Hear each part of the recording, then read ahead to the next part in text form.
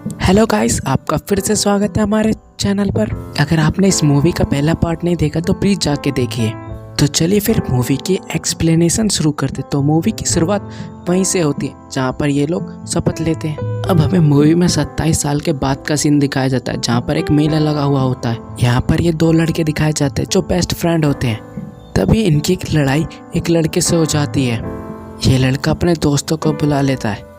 अब वो दोनों लड़के जब घर जा रहे होते तो इन सब की लड़ाई होनी शुरू हो जाती है।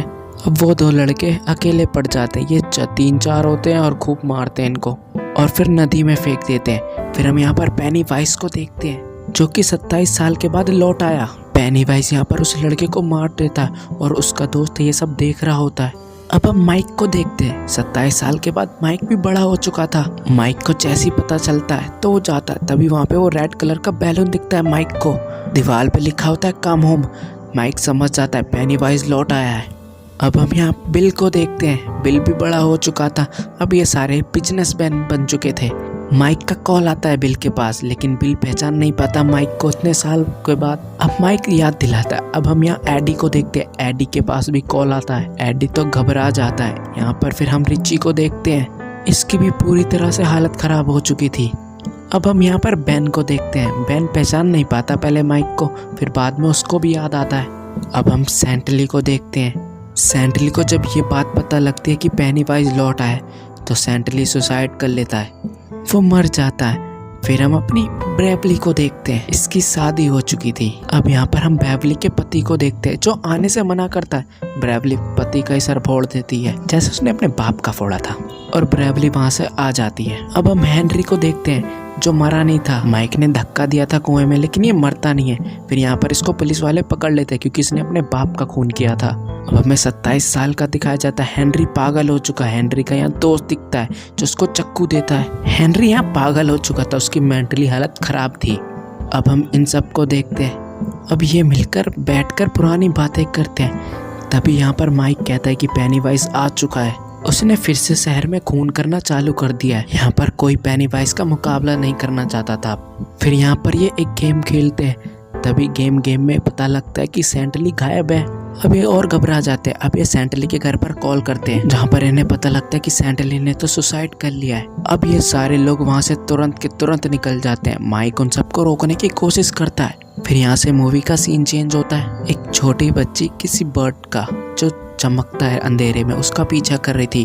तभी वहाँ पर पेनी वाइस की एंट्री होती है और वो पेनी वाइस उस बच्ची को मार डालता है।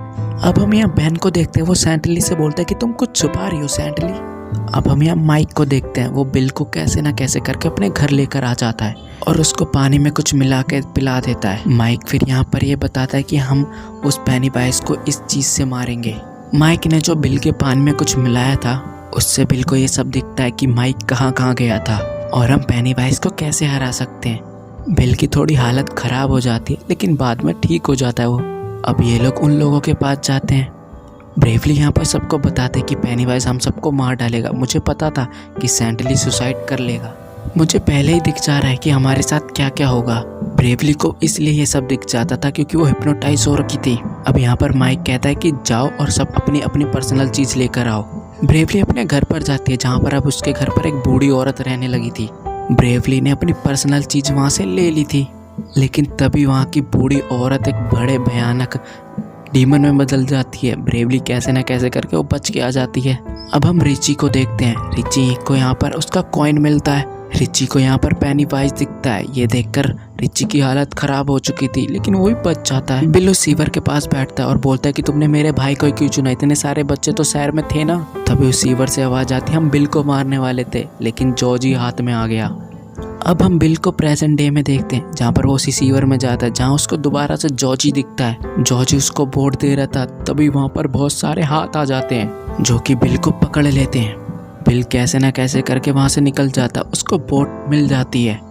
अब हम यहाँ हेनरी को देखते हैं जो माइक को मारने आया होता है, लेकिन इस बार रिची हेनरी को मार डालता है। अब हम देखते हैं ये सब कोई अपना पर्सनल चीज लेकर आ चुका है। अब ये उसी घर में जाते हैं जिस घर में कुआं है। अब ये लोग वहीं पे जाते हैं। अब यहाँ पेनी वाइस बेन के पेट पर कुछ लिखने लगता है।